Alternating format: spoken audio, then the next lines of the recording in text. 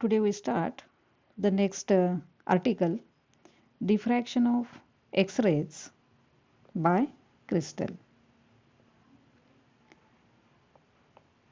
Here we discuss about the diffraction condition given by W.L. Bragg, and it proves X-ray can diffract from the crystal.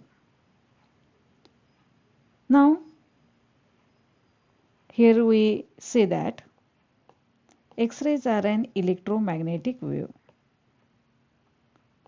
just like ordinary light, and therefore X-rays can exhibit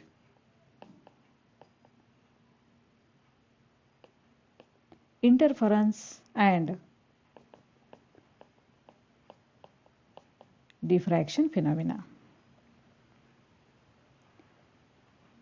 X-rays having short wavelength means the wavelength of the X-rays is in the range of 1 to 2 angstrom, and due to the short wavelength, X-rays cannot be diffract from plane diffraction grating. It means it does not show any observable effect. But how X-rays can diffract from the crystal? That was suggested by a German physicist, Low, in 1912. He suggested that crystal, which acts as a space grating, means it acts as a three-dimensional diffraction grating. Now, how it acts as a three-dimensional grating? Since the crystal, which composed of large number of atoms, these atoms will form the set of lattice planes. That set of lattice planes are equidistant, and that geometry in the crystal acts as a space grating or a three-dimensional grating. And using the resulting pattern, diffraction pattern from the crystal, that pattern known as Low pattern, that Low pattern, which shows a central bright spot and surrounded that spot the series of geometric points which are arranged in definite pattern, that pattern called as Low pattern.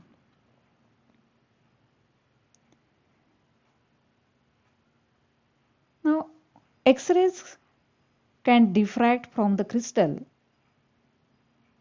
That was confirmed from the Low pattern, and also it proved that X-rays are an electromagnetic waves.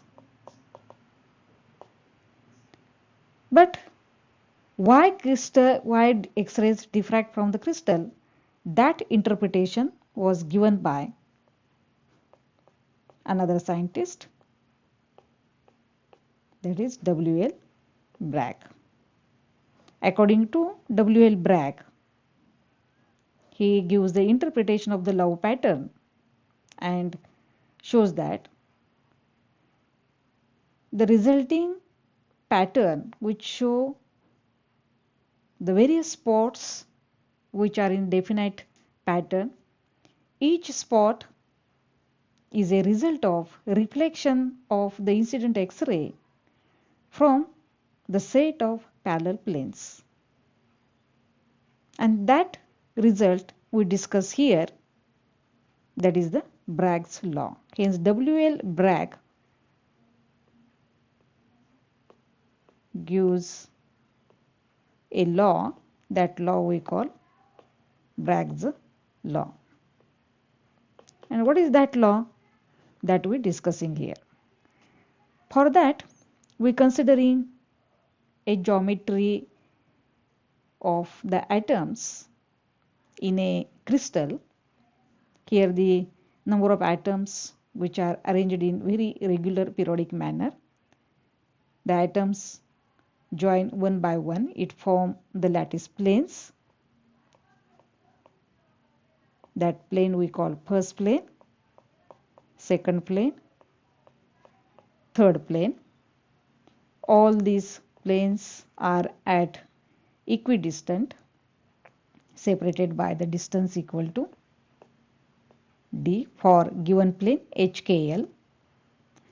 And we suppose when the incident X-rays are incident on the surface of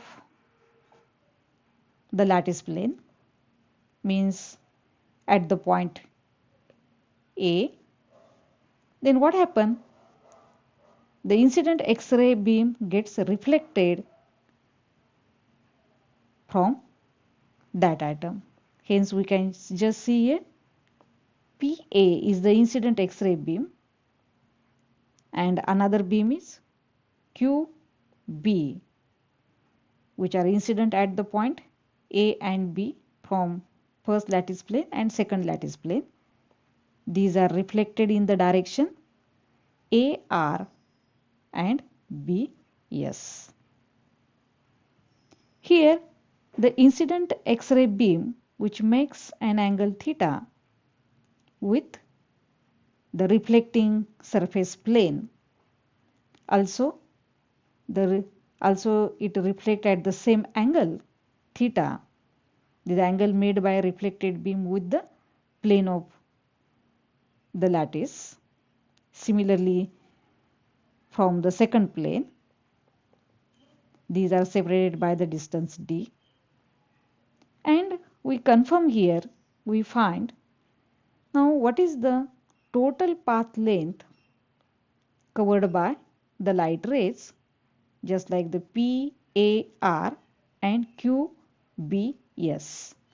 In that, the path length of QBS is always greater than the path length of PAS. Now, how much it is greater? It is greater, path length is greater by an amount delta. That delta we find here. For that, we draw the two perpendicular AM on QB and AN on BS. The path length of the light rays, incident and reflected rays, that is QPAR,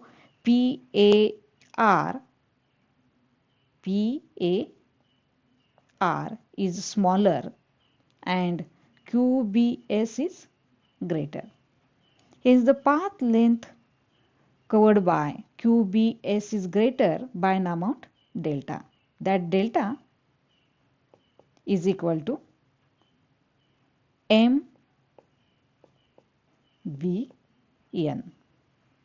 Here that perpendicular also makes angle theta. We draw it here. That MBN is equal to MB plus VN. Now, if MB and BN are same, then we write it is equal to twice MB. That MB from the geometry we have to finding here. Hence we use the triangle ABM. In that triangle, what is sine theta? Sine theta is equal to MB divided by AB. And what is AB? AB is D. Therefore, we get D, this is D, hence D sin theta equal to MB.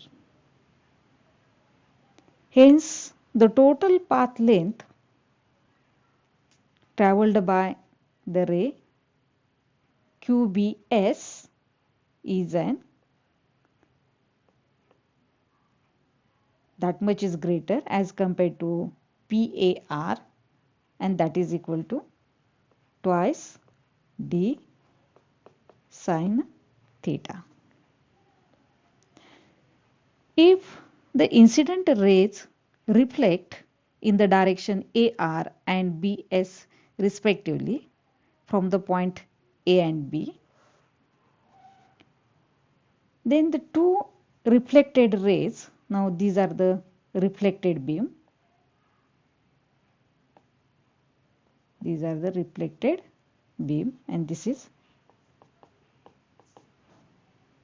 incident beam. Reflected beams interfere with each other if they are in phase. Means what is the phase condition? Phase condition. If the reflected rays are in phase, they form maximum intensity.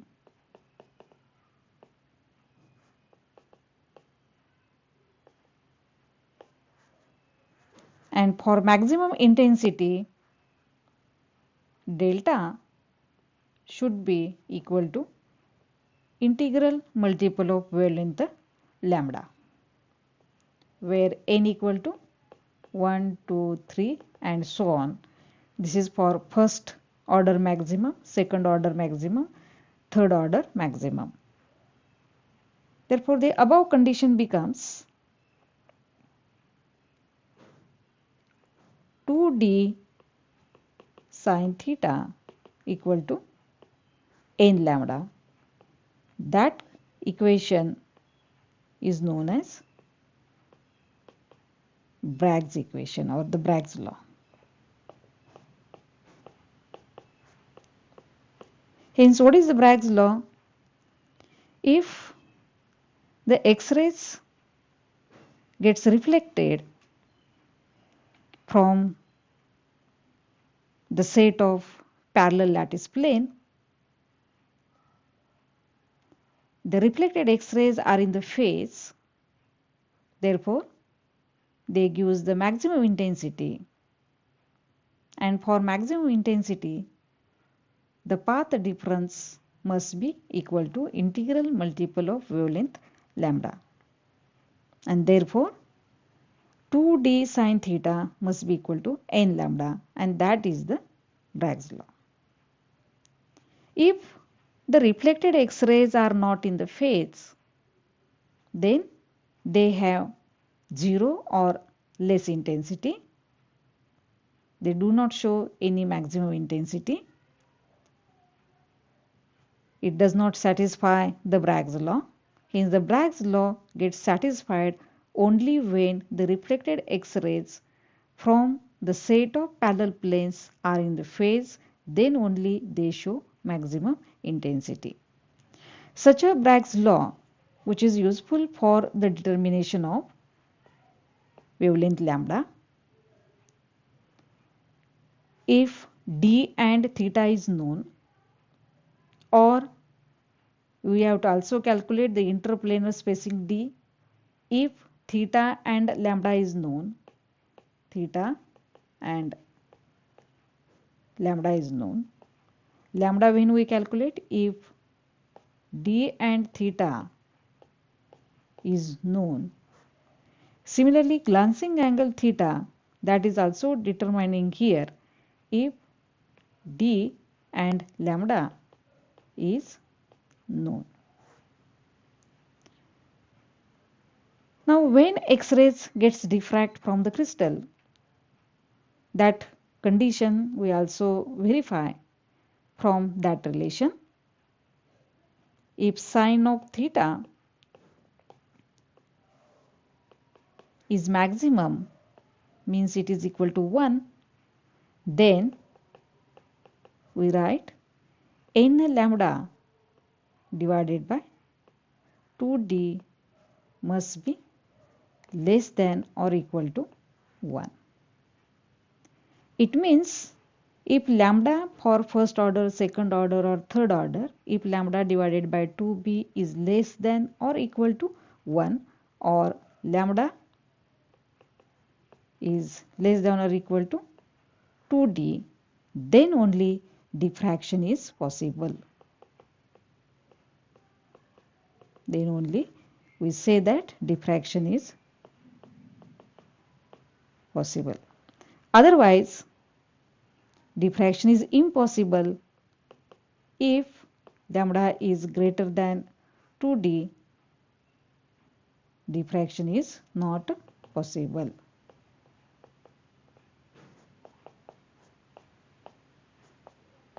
These are the two conditions we getting here, and hence the wavelength of light used in case of crystal must satisfy the condition. It should be less than or equal to interplanar spacing d. Then only diffraction of X-rays can be possible. Here we say that when X-rays are allowed to incident on a crystal, every atom which acts as a scattering radiation, which is as a source of scattering radiation,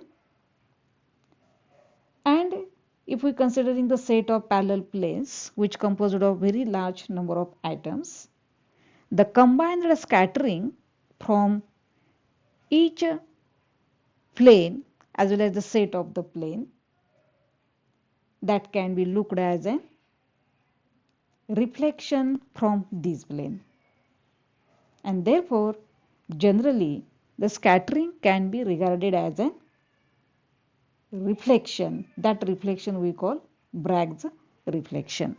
Hence the diffraction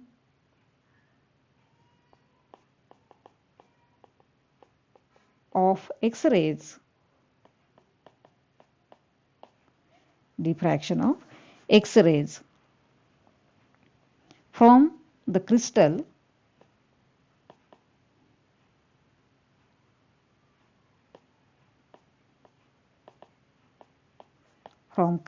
which acts as a reflection phenomena.